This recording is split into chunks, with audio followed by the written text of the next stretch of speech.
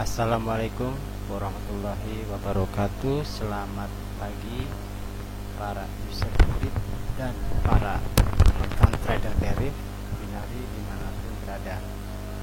Pada pagi ini saya akan berbagi tip ya, cara menggunakan indikator sinyal sesuai dengan request teman-teman untuk dibuatkan, diaplikasikan pada market volatility 75.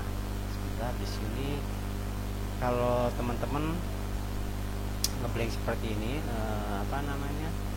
indikator scannernya itu bisa di restart MT5 nya atau bisa diaktifkan ulang ya. Di sini kenapa demikian? Karena dia kan tadi di off kan MT5 nya, jadi dia pada saat di on kan dia cukup lama untuk membaca, menghubungkan data atau mensinkronkan data. Jadi lebih baik di attack ulang aja ya, dipasang ulang.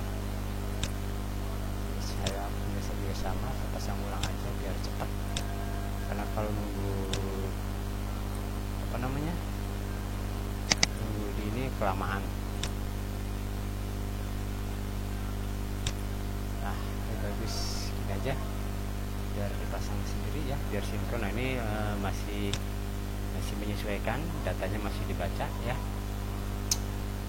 Karena di sini sama yang di sini saya hapus saja nih ya, di sini saya hapus karena saya pakai 75 ya, disamakan 75 nih. Oke, yang ini saya hapus saja biar nggak terlalu banyak indikatornya. Sudah sini ya. Oke, saya pakai slotnya 0,010 ya, sekitar $4 kurang ya, kurang lebih segitu. Sebetulnya indikator itu bisa diaplikasikan di market mana saja teman-teman, tergantung kita mengadaptasikan indikator tersebut ya.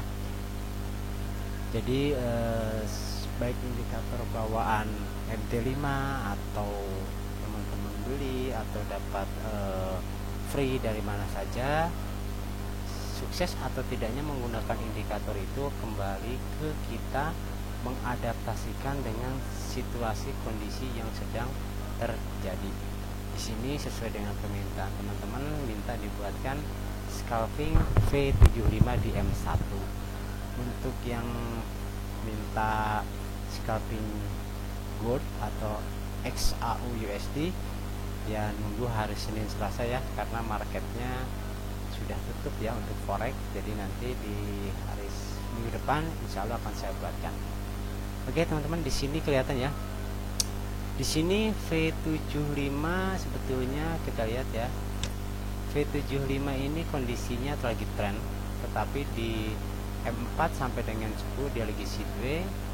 Di sini dia lagi terjadi mungkin koreksi ya, sehingga menyebabkan dari H1 ke sini ada sideways, dan di sini TF kecilnya sudah mulai mengarah turun lagi, dan di sini sinyal untuk 75 semuanya turun kecuali di M30 dan H1 masih belum menemukan sinyal karena kondisi di H1 dan 30 di sini masih sideways ya.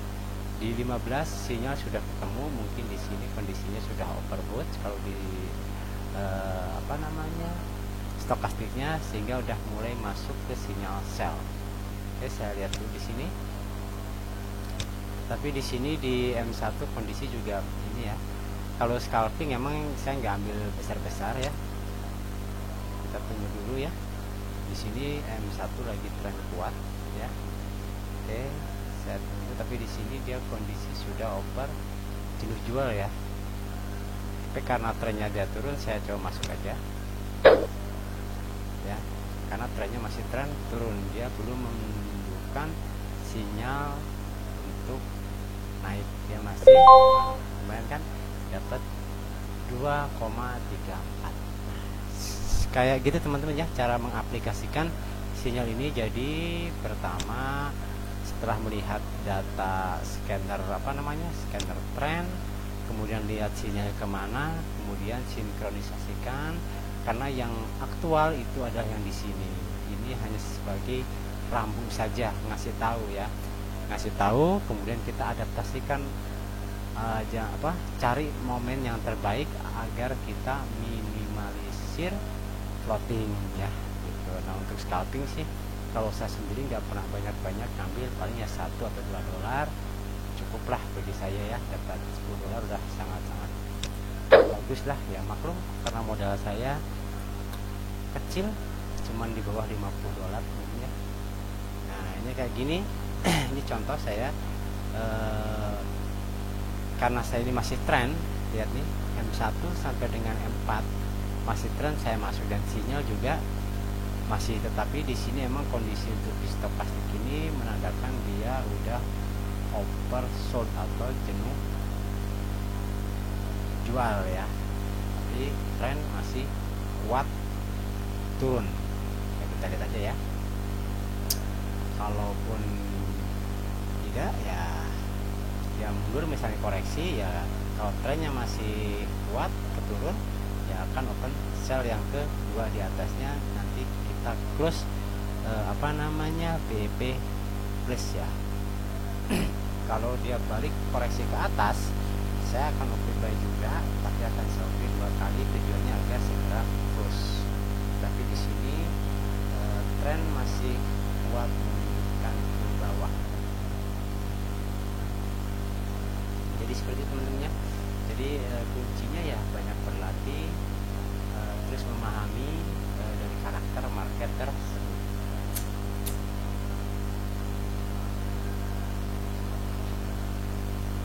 Di sini menunjukkan tanda akan ada koreksi, saya aja. Itu strategi saya ya, karena style trading itu tidak bisa dipaksakan, karena style trading itu kan berawal dari kebiasaan kita, entah itu dari explore, dari latihan, kemudian merasa nyaman sehingga menjadi style trading, apakah itu scalping, swing, intraday dan sebagainya. Jadi mana yang terbaik? Semuanya terbaik. Yang penting kita paham akan resikonya dan tahu bagaimana cara mengatasi resiko tersebut. Nah ternyata dia di sini tren masih berlanjut ya. Dan masih berlanjut karena di sini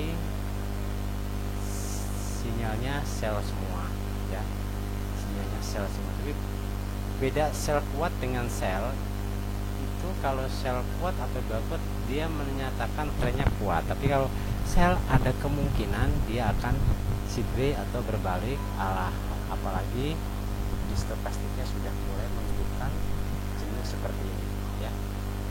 Saya akan buy lagi. Jadi ada 2 buy, 1 sell. Kenapa saya alasan ini? Karena saya melihat kondisi ini, kondisi stokastik ya.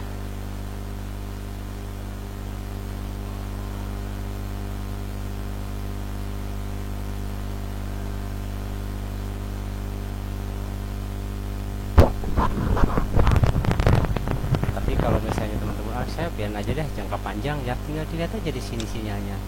Kalau melihat sinyalnya 75 emang dia lagi kuat untuk turun. Kalau dana teman-teman cukup mencukupi, jika terjadi plotting sesaat ya nggak apa-apa, oke sell saja misalnya ini, karena emang kalau trading di M1 itu rentan bolak-balik harga ya. Nah di sini dia naik ya, kalau dia BEP plus di buy berarti saya profit ya. Kita lihat aja seperti itu teman-teman ya.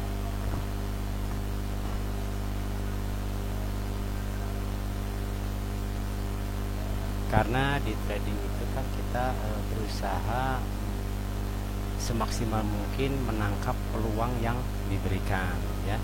Jadi walaupun di sini sinyalnya kuat, tapi kan yang kita aktifkan yaitu di TF terkecil. TF kecil ya jelas fluktuasinya sangat terasa. Berbeda kalau kita mungkin trading di M15 atau 5 tidak terasa. Mungkin saat ini kalau di M15 mungkin baru satu candle baru turun, atau kita pakai di TF30, mungkin di candle 30 nih candle merah sedang mundur gitu kan, tapi dia secara tren dia masih turun, karena di sini stokastik di sini menunjukkan sudah jenuh. Jadi saya berani open posisi buy, walaupun OP posisi ini adalah melawan arah tren ya, melawan arah tren.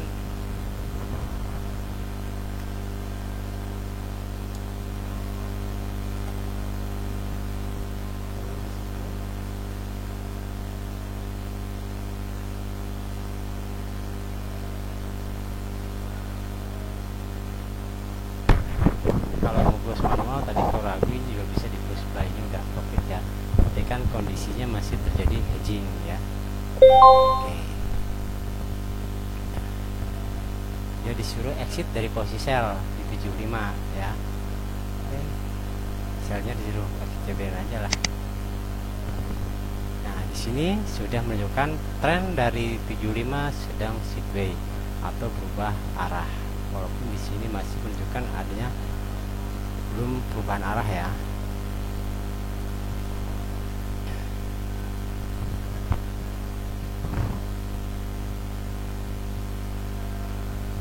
Itu belum BP, jadi belum close ya. Kalau sudah BP dia akan close semua ya.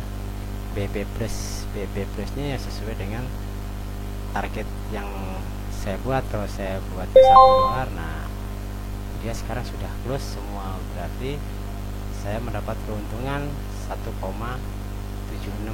ya dari semua posisi. Nah, sekarang di sini M1 sideways ya. Kalau ngikutin sinyal ini untuk di M1, saran saya tunggu dia kembali ke tren utama, yaitu tren turun. Tetapi kalau kita pakai stokastik ya kita bisa ngikutin gerakan ini, jangan sampai buy lagi ya. Nah, kenapa sampai buy? Karena di sini oversold ya.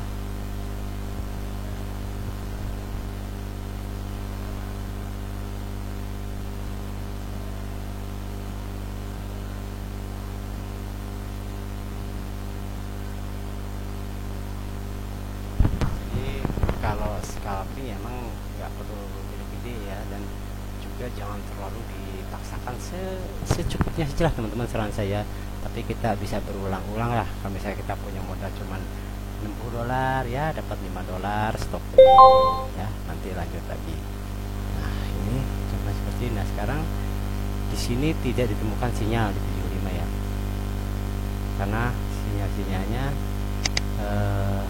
di sini lagi berlawanan. Di sini yang menunjukkan masih tren yaitu di M2, M3 dan M4 ya, yang lainnya masih. Coba kita lihat keseluruhannya ya.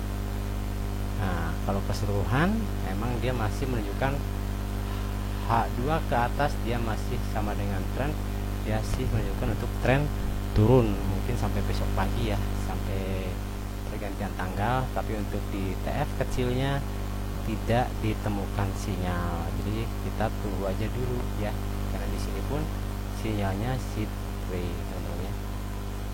Nah di sini stokastik, nah masih bisa tunggu ya, satu lagi misalnya, karena dia belum jenuh. Kalau dia udah jenuh di sini, saya akan fokus kembali ngikutin tren ini. Ini hanya sekedar contoh ya. Jadi kalau misalnya teman-teman ragu ya, saya sukanya follow trend ya, tinggal ditunggu saja informasi dari tabel tren dan sinyal.